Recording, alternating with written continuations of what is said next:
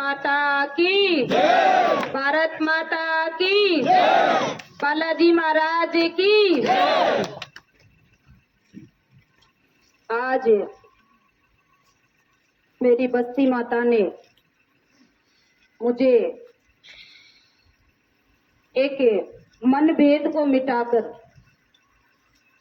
और सभी इस सार्वजनिक चौक में विराजमान हुए, उसके लिए मैं मेरे बड़े बुजुर्गों का, मेरी माताओं बहनों का और युवा साथियों का, बच्चों का, सभी का मैं तहे दिल से आभार व्यक्त करती हूँ, धन्यवाद देती हूँ कि आज आपने इसे अपने ही प्रांगण में मुझे बुलाकर जो मान सम्मान दिया और मान सम्मान देकर एक मत होकर सभी ने जो मुझे सहृदय से सम्मान दिया, उसके लिए मैं तहे दिल से आपकी आभारी हूँ। 2015 में मुझे कहने में कोई झिझक नहीं है कि ज्यादातर मैं ढानी वालों को भी नहीं जानती। ये बिल्कुल वास्तविक बात बता रही हूँ आप।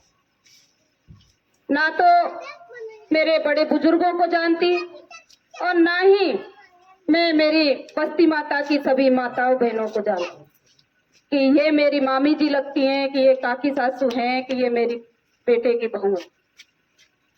लेकिन परिवार वालों ने मुझे इस ओर बढ़ाया और बढ़ाकर मुझे आप लोग के बीच में उतारा तो काम किया तो आप सभी राजी हुए। ये भी बात मैं आपको ध्यान दिलाना चाहती हूँ कि जब मैं 2015 में चुनाव जीत के, आप सबको ध्यान होगा कि मैं मेरे पति के साथ में घर घर यानी कि खेतों में सभी महिलाओं के पास गई थी। वो किस लिए गई? इन्होंने हाथ पकड़ के मेरे को ये कहा कि तू बगल की लेडीजों को भी, महिलाओं को नहीं जानती। इस बहाने से तेरा मिलना जुलना और एक हो जाएगा कि ये तेरी मामी सासू लगती है, ये तेरी काकी सासू लगती है और ये तेरे बड़े बुजुर्ग। आप सबको भी ये ध्यान होगा। और 2020 का जो चुनाव था, आपने बड़े बुजुर्गों ने तो साथ ही थे, लेकिन मेरी माताओं बहनों ने मुझे ये कहा कि आंटी जी, हमारे सिर पे जो एक हमेशा घड़ा रखा रहता पानी का, उसको आपने हटाया है।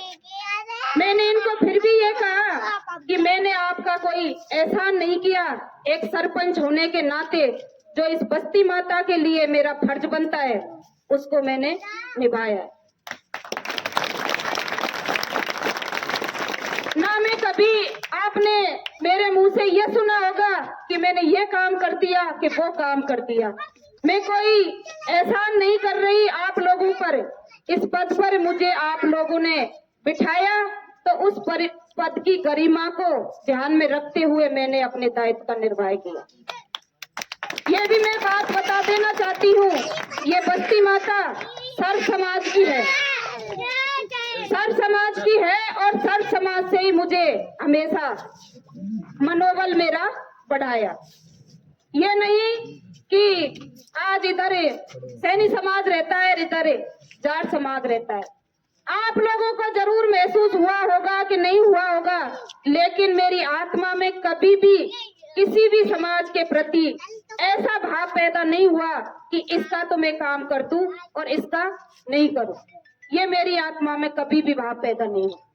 जो मेरे से बन सका इन 9 साल में मैंने काम किया और कोशिश ये रही कि ज्यादातर जो नियमों के हिसाब से जो काम होते हैं उनको मैं करूंगी और आगे भी करने की चेष्टा रखती। कभी आपको मैंने प्रलोभन नहीं दिया कि हाँ फेंक देते हैं एक जनप्रतिनिधि होने के नाते कि ये काम हाँ ऐसे हो जाएगा। वो मेरी कभी भी भावनाओं में नहीं आया। चाहे होने वाला काम था उसको मैंने किया और नहीं होने वाले काम को मैंने विनम्र अपील के साथ उसको बताया कि ये काम इस हिसाब से नहीं होगा।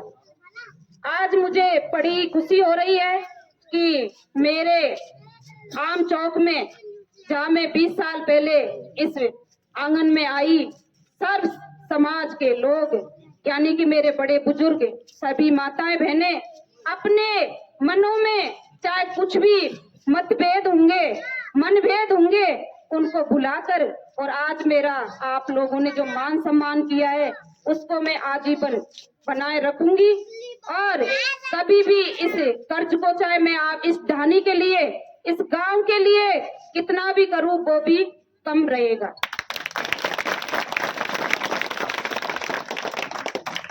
मैं ये भी निवेदन करना चाहती हूँ आपसे, आप अपने मन में ये विचार नहीं करें कि हम चुनाव नहीं जीतेंगे।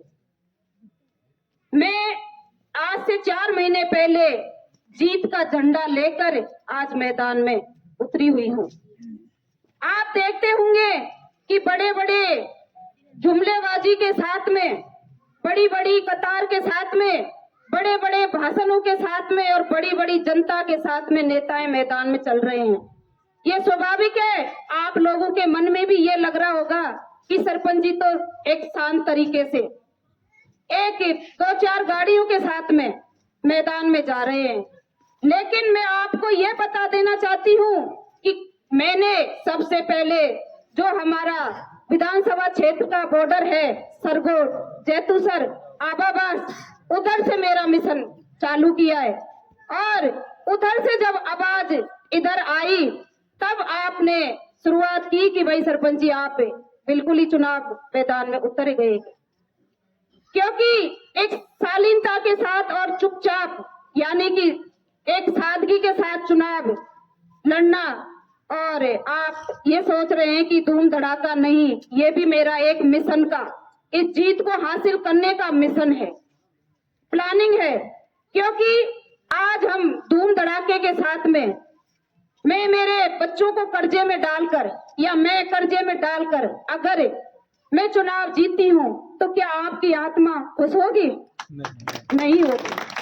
मेरे बड़े बुजुर्ग ये कहेंगे, अरे कि इसने तो कर्जा करके और चुनाव लड़ा है, अगर अपने पास में 2 रुपए हैं तो भी अपन चुनाव लड़ रहे हैं और आत्मा खुश है कि हमें जहां भी जाते हैं, सिर्फ सैनी समाज का ही नहीं, मैं आपसे निवेदन करूं, सिर्फ सैनी समाज के पीछे मैं चुनाव नहीं लड़ रही हूं, मुझे सर्व समाज से साइलेंट तरीके से मुझे रेस्पॉन्स मिल रहा है।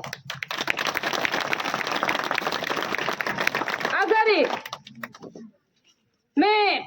मुझे एक ताकत नहीं मिले तो जो मेरी अल्टो गाड़ी है इसको मैं 4 दिन तो चला सकती हूँ, लेकिन 5वें दिन मेरे खुद के घोड़े टूट जाएंगे और 5वें दिन में इस अल्टो गाड़ी को भी नहीं चला पाती। इसलिए मेरे बड़े बुजुर्गों को और सभी भाइयों को, बेटों को यही निवेदन करती हूँ कि आप लोग चुनाव जीत रहे हैं।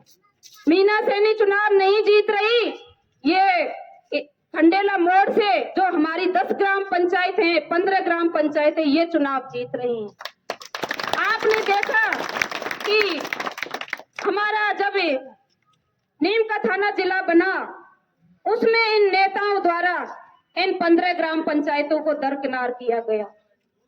आज हमारे बॉर्डर पर ही क्या, हमारे जो घसीपुरा के समाज के लोग हैं, उनके सर्व समाज के लोग हैं, उनके कुछ खेत तो नीम का थाना जिले में चले गए, एक भाई के खेत तो नीम का थाना में चले गए और एक भाई के खेत अपने सीकर जिले में रह गए। मैं आने वाले समय में ये बता देना चाहती हूँ कि दूसरे भाई के घर प्रोग्राम हो रहा है तो उसमें जाने के लिए वीजा की जरूरत पड़ेगी कि नहीं पड़ेगी? इसलिए मैं निवेदन करती हूँ आपसे, सबसे पहला मेरा मिशन सफल होता है तो सबसे पहला स्टेप मेरा इसको नीम का थाना जिला में शामिल करने का रहेगा और कोशिश ये करूंगी कि मैं जो हमारी 10-15 ग्राम पंचायतें हैं, जो हमारी 10-15 ग्राम पंचायत हैं, उसके स्वाभिमान के लिए मैं हमेशा लड़ती रहूं। क्योंकि जब आपने देखा तीनों ही नेता रींगस को नीम का थाना जिला में शामिल कर दिया गया, तो सारे ही नेता उन जाजम पर बैठ गए और जाजम पर बैठ के आज एक दूसरे के विरोधी होने के बावजूद भी एक जाजम पर बैठे और फ्लैग मार्च भी निकाला। आप लोग देख रहे हैं इनके चुनावों में कितनी, मैं बुराई नहीं कर रही, लेकिन एक लीगल बात बता रही हूँ आपको, और आप जानते भी हैं जितनी पब्लिक आज वो दुशाला चाल का, भीड़ भड़ाका गाड़ियों का इस तरह का हो रहा है, अगर उसमें से आधी पब्लिक हमारे बाईपास पर सिर्फ 2 दिन के लिए बैठ जाती तो राज्य सरकार हमारे नीम का थाना जिला में शामिल होने के लिए मजबूर हो जाती। मैं आपको, बड़े बुजुर्गों को और युवाओं को फिर दोबारा से निवेदन करूंगी कि हमारे जो भी नेता यहाँ वोट मांगने आ रहे हैं, मुझे, मेरा परिवार है यहाँ, मुझे कहने में कोई झिझक नहीं। इसलिए झिझक नहीं कि उनसे एक बार तो पूछें कि आप हमें जब जिला में शामिल करने के लिए आपने ये कदम क्यों नहीं उठाया। उनसे एक बार पूछें कि हमें क्यों वंचित रखा। इतनी बड़ी सौगात हमें मिल रही थी। आज कोई बच्चा एग्जाम देने जिला हेडक्वार्टर पे जाता है तो पूरा दिन खराब होता है, गाड़ी लेके जाता है तो सामान्य से अपने 2-3 हजार का खर्चा आता है, सारा दिन खराब होता है। अगर नीम का थाना जिले में शामिल होते तो बच्चा अपनी मोटरसाइकिल से आधा घंटे में ही हेडक्वार्टर पहुंच जाता। कोई भी सरकारी काम होता तो हमारा फटाफट 2 घंटे के अंदर हो जाता। तो बातें तो बहुत हैं। दूसरी बात मैं आपको बता दूं कि 9 साल के कार्यकाल में आप लोग सभी जानते भी हैं कि जो भी मेरे सरकारी काम पंचायत द्वारा हुए हैं वो कोई अलग नहीं थे, फिर भी एक लीगल तरीके से मैं उन कामों को कर रही, फिर भी इन लोगों ने हमेशा हस्तक्षेप किया। क्योंकि आप जानते बिना हक मांगे तो हक किसी को स्वयं नहीं दिया जाता। इसलिए हक की लड़ाई है। आपकी बहू, बेटी, चाची, काकी मैदान में हमारे इस एरिया के लिए हिम्मत कर ली है, इसलिए अपने मन मुटाव भूल कर और एक साथ खड़े हों और इस लड़ाई के मिशन में शामिल हों।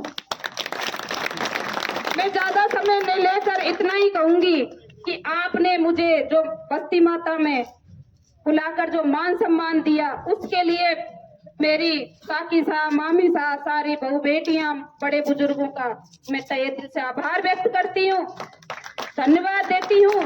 और ये चुनाव सिर्फ मीना सैनी का नहीं, ये चुनाव घसीपुरा की बहू बेटी का चुनाव है।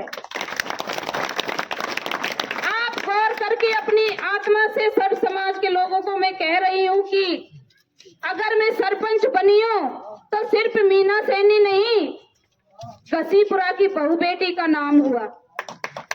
अगर मैं